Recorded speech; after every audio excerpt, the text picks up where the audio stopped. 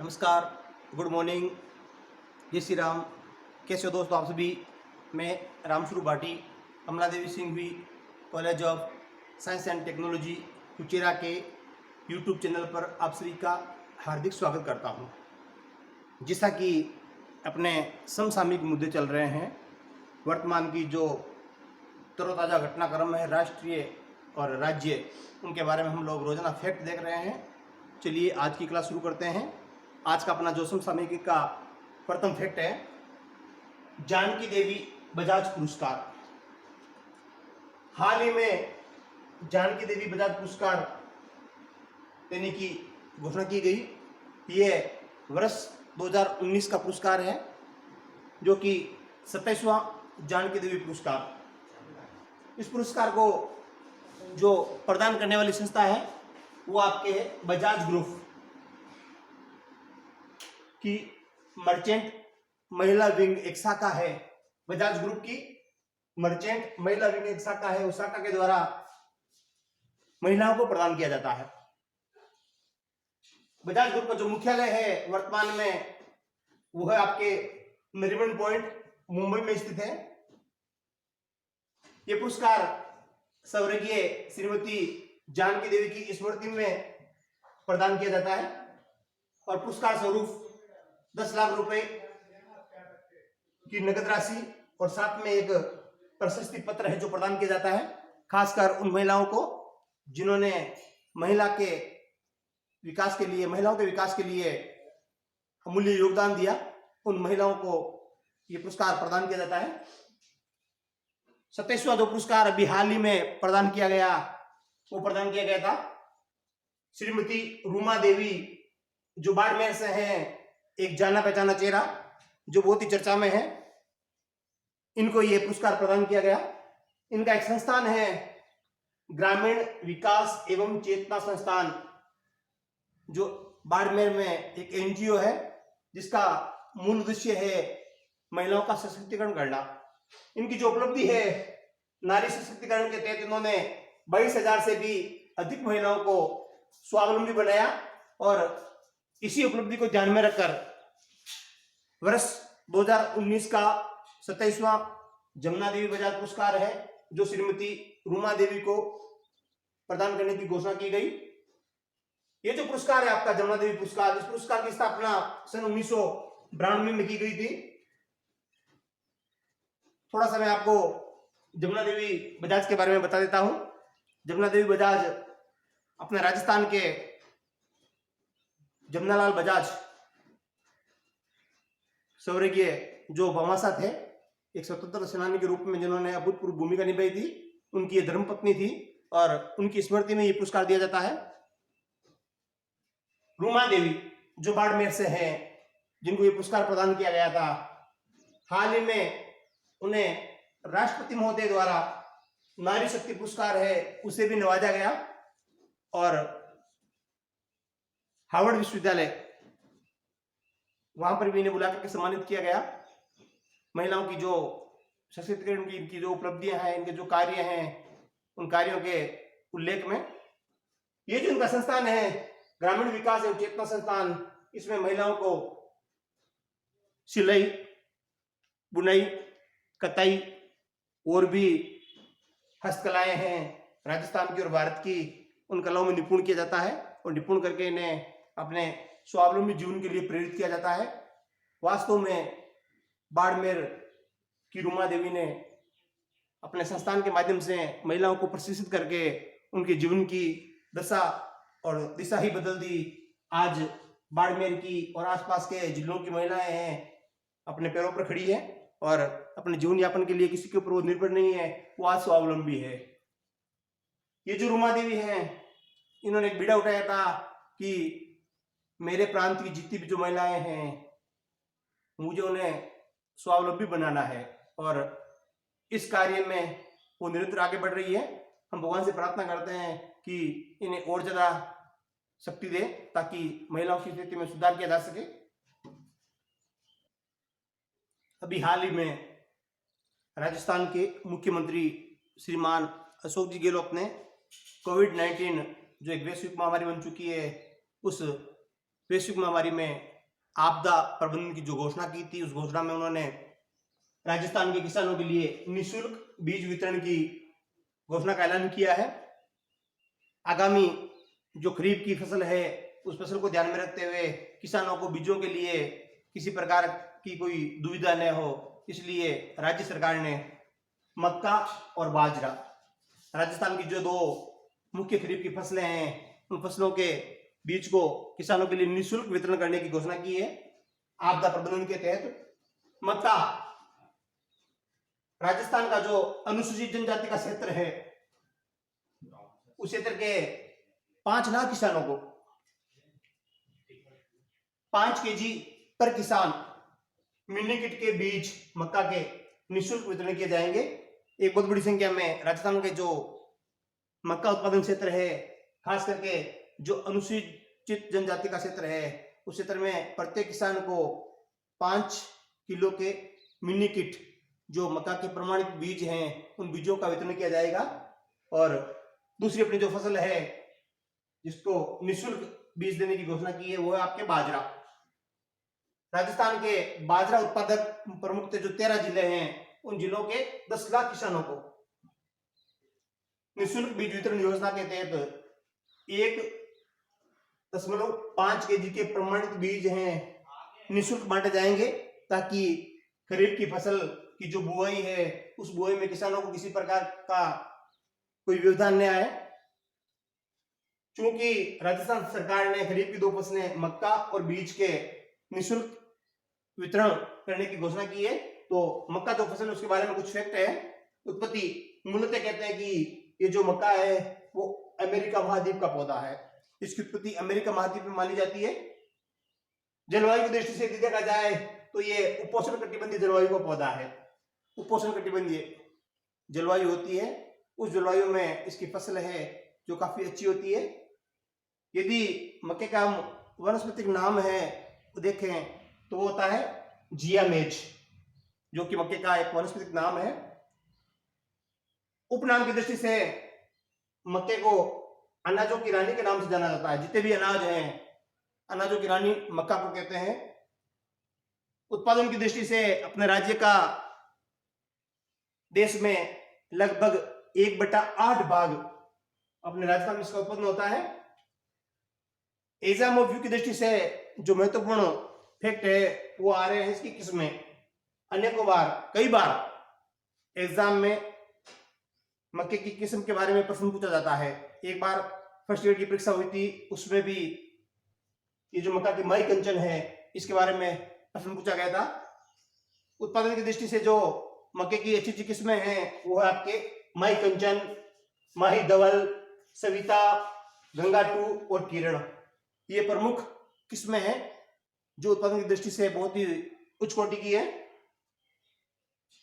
मक्के की फसल से जो अन्य उत्पाद तैयार किए जाते हैं उनमें आपके इसे स्टोन्स बनता है, ग्लूकोज तैयार किया जाता है और साथ में एल्कोहल भी बनाया जाता है। राजस्थान में बोखर गांव बांसवाड़ा मक्का अनुसंधान केंद्र स्थापित किया गया है, ताकि मक्के की फसल को लेकर के जो दैनिक टेक्नोलॉजी है उनसे किसानों को अवगत करवाया जाए, किस प्रकार से इसकी उपज में वृद्धि की जाए। इसके लिए राजस्थान के बोखर नामक स्थान पर, जो कि बांसवाड़ा जिले में है, मक्का अनुसंधान केंद्र, उसकी स्थापना की गई है। साइलेज, मक्का की जो हरी पत्तियों का चारा होता है उसे साइलेज के नाम से जाना जाता है। ये फैक्ट है जो मक्का फसल उसके बारे में, क्योंकि हाल ही में राजस्थान सरकार ने कोविड-19 की आपदा के प्रबंधन हेतु मक्का और बाजरे की फसल के बीज हैं, उन बीजों को किसानों के लिए निःशुल्क वितरण करने की जो घोषणा की थी, उसको ध्यान में रखते हुए समसामयिक की दृष्टि से ये टॉपिक जो बहुत ही महत्वपूर्ण है। आप सभी इन टॉपिकों में जितने भी मैंने फैक्ट आपको बताए हैं उन्हें अपनी नोटबुक में ऐड कीजिए और ऐड करके इन्हें आप पढ़ते रहिए, अपनी तैयारी कीजिए। अब नेक्स्ट ले रहे हम दूसरी जो फसल है बाजरे की, उसके बारे में।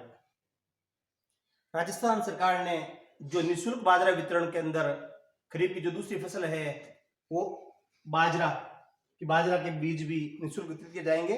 बाजरा के संबंध में कुछ अपने फैक्ट हैं। उत्पत्ति, मूलतः बाजरा अफ्रीकी महाद्वीप का पौधा है जिसका वानस्पतिक नेम पेनिसिडम गलिकुलम है। बाजरा राजस्थान का मुख्य खाद्यान्न है और राजस्थान का मुख्य खाद्यान्न होने के कारण इसे उपनाम दिया गया गरीब का भोजन तथा राजस्थान का गौरव। गरीब का भोजन और राजस्थान का गौरव बाजरे के उपनाम है। राजस्थान में बाजरे का अनुसंधान केंद्र बाड़मेर में स्थित है। यदि उत्पादन की दृष्टि से देखा जाए तो भारत देश में राजस्थान में बाजरे का उत्पादन है जो सबसे ज्यादा है। बाजरे में दो प्रकार के रोग पाए जाते हैं, एक होता है आपकी गोंद रोग और दूसरा होता है अर्कट रोग। ये दो रोग बाजरे उत्पन्न होने के कारण बाजरा जहरीला हो जाता है। वैसे बाजरा एक गर्म प्रवृत्ति का पौधा है, अनाज है, और कहते हैं कि गोंद रोग और अर्कट रोग जिस बाजरे में हो जाता है और इस बाजरे का सेवन यदि महिलाएं करती है तो महिलाओं में गर्भपात हो जाता है, क्योंकि जहरीली जो तत्व है बाजरे में शामिल हो जाते हैं। और मुख्यतः राजस्थान में जो गर्भपात होने का मूल कारण है इन दो रोगों को माना जाता है, एक गोंद रोग को और एक अर्कट रोग को माना जाता है। इन रोगों से होने वाला जो बाजरा होता है उस बाजरे का यदि महिलाएं सेवन करें, जो गर्भवती महिलाएं होती है उनमें अधिकांश संभावना हो जाती है गर्भपात की। ये थे अपने राजस्थान की जो निःशुल्क बीज वितरण योजना है उसके अंतर्गत मक्का और बाजरा के जो दो बीज हैं जो राजस्थान सरकार द्वारा किसानों को मुफ्त में बांटे जाएंगे, उनके संबंध में कुछ फैक्ट और कुछ तथ्य। अभी हाल ही में राजस्थान पुलिस दिवस मनाया गया। 16 अप्रैल 2020 को राजस्थान पुलिस स्थापना का 69वां दिवस मनाया गया। राजस्थान पुलिस जिसका गठन 1951 में किया गया, वर्तमान में राजस्थान पुलिस का मुख्यालय जयपुर में स्थित है।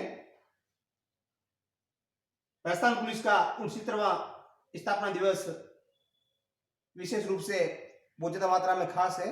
खास इसलिए कि कोविड-19 में अभी राजस्थान की पूरी जो टीम है पुलिस की, पूरा पुलिस बल है, वो बहुत अच्छा सहयोग कर रहा है। वर्तमान में पुलिस निदेशक श्रीमान भूपेंद्र सिंह जी हैं। राजस्थान पुलिस का आदर्श वाक्य सेवार्थ कटिबद्धता, अर्थात सेवा के लिए प्रतिबंधित। यदि ध्येय वाक्य के बारे में चर्चा करें, उद्देश्य वाक्य के बारे में चर्चा करें तो अपराधियों में डर और आमजन में विश्वास का ध्येय वाक्य है। राजस्थान पुलिस का एक प्रतीक चिन्ह है जो कि विजय का प्रतीक है और विजय स्तंभ इसके प्रतीक चिन्ह के रूप में जाना जाता है। राजस्थान पुलिस ने 2020 का एक संकल्प पत्र जारी किया था और संकल्प पत्र की यदि हम देखें तो वो है मैं स्वयं जन सुरक्षा एवं सेवा के लिए नई ऊर्जा के साथ पुनः समर्पित।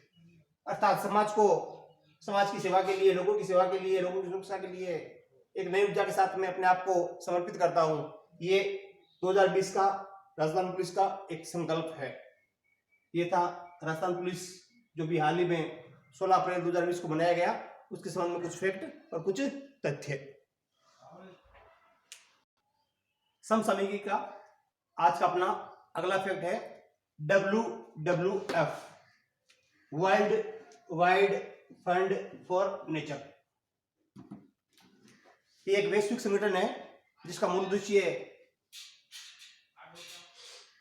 भौतिकी जो परिस्थिति है, जैव विविधता, वनस्पति विविधता या विश्व में जो विलुप्त हो रही प्रजातियां हैं, चाहे वो जीवों की हो, पक्षियों की हो या फिर वो वनस्पति की हो, उन्हें संरक्षण देना, उनकी रक्षा करना।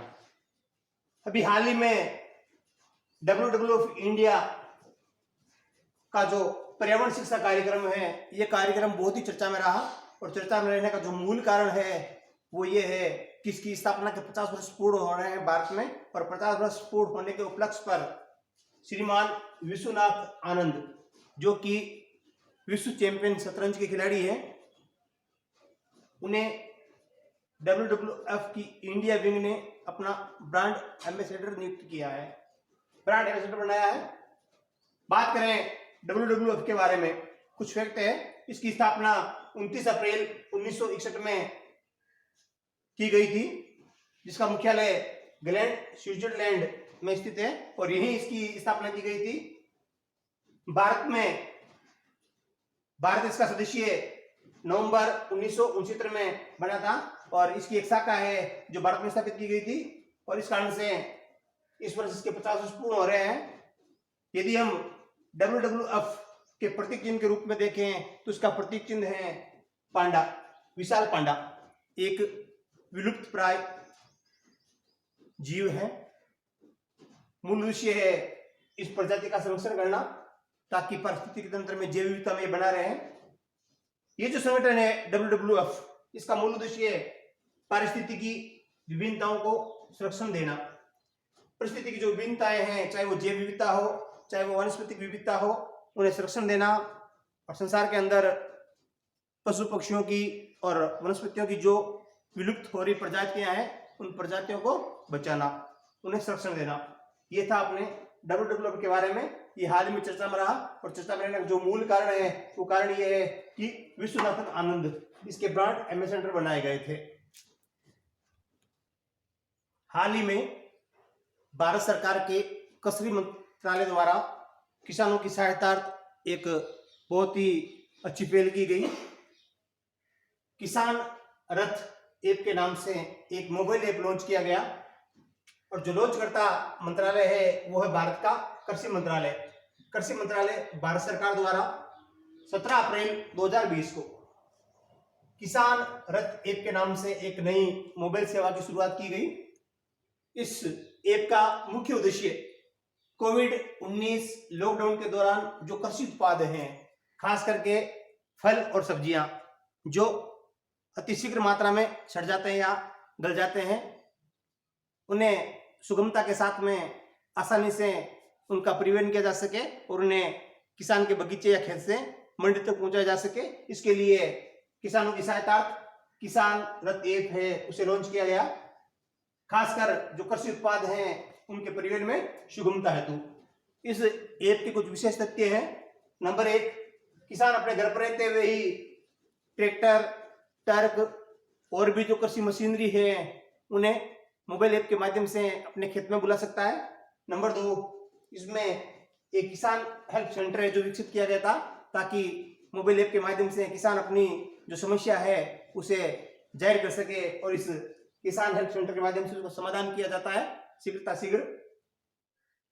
इस ऐप में 14,000 कृषक हेल्प सेंटर बनाए गए हैं जहां किसान अपनी फसल को है जो बेच सके। लगभग 5.7 लाख से भी ज्यादा ट्रैक्टर हैं जो किसान रथ ऐप के पोर्टल पर रजिस्टर्ड किए गए हैं ताकि किसानों को किसी प्रकार का जो अपना कृषि कार्य है उसके लिए दुविधा न हो। चूंकि कृषि मंत्रालय की बात आ रही है, ये ऐप है जो कृषि मंत्रालय भारत सरकार द्वारा लॉन्च किया गया। तो बताइए आप, वर्तमान में भारत के कृषि मंत्री कौन है? वर्तमान में भारत के कृषि मंत्री श्रीमान नरेंद्र सिंह जी तोमर हैं, जो कि MP से बिलोंग करते हैं। MP के अंदर मुरैना संसदीय क्षेत्र है जहां से ये लोकसभा सीट का प्रतिनिधित्व करते हैं, सांसद हैं। ये जो ऐप है कुल 8 भाषाओं में लॉन्च किया गया। इंग्लिश, हिंदी, गुजराती, पंजाबी, कन्नड़, तमिल और मराठी, कुल 8 भाषाएं हैं जो इस ऐप में काम ली गई है। किसान अपनी सुविधा के अनुसार अपना भाषा का चयन करके इस किसान रथ ऐप का प्रयोग कर सकता है और किसानों की सहायता भारत सरकार की पहल है जो बहुत ही अनोखी है ताकि किसानों के जो उत्पाद हैं, कृषि उत्पाद, उन्हें नुकसान न हो, आसानी के साथ में, सरलता के साथ में, सुगमता के साथ में उन्हें उचित समय रहते हुए मंडी तक पहुंचाया जाए। आज का अपना जो समसामयिकी का महत्वपूर्ण जो क्लास है वो यहीं तक। मेरा आप सबसे निवेदन है कि आप अत्यधिक मात्रा में कॉलेज के YouTube चैनल को सब्सक्राइब कीजिए, हमारे जो वीडियो हैं उन्हें शेयर कीजिए, लाइक कीजिए। Thank you. जय हिंद, वंदे मातरम, जय भारत।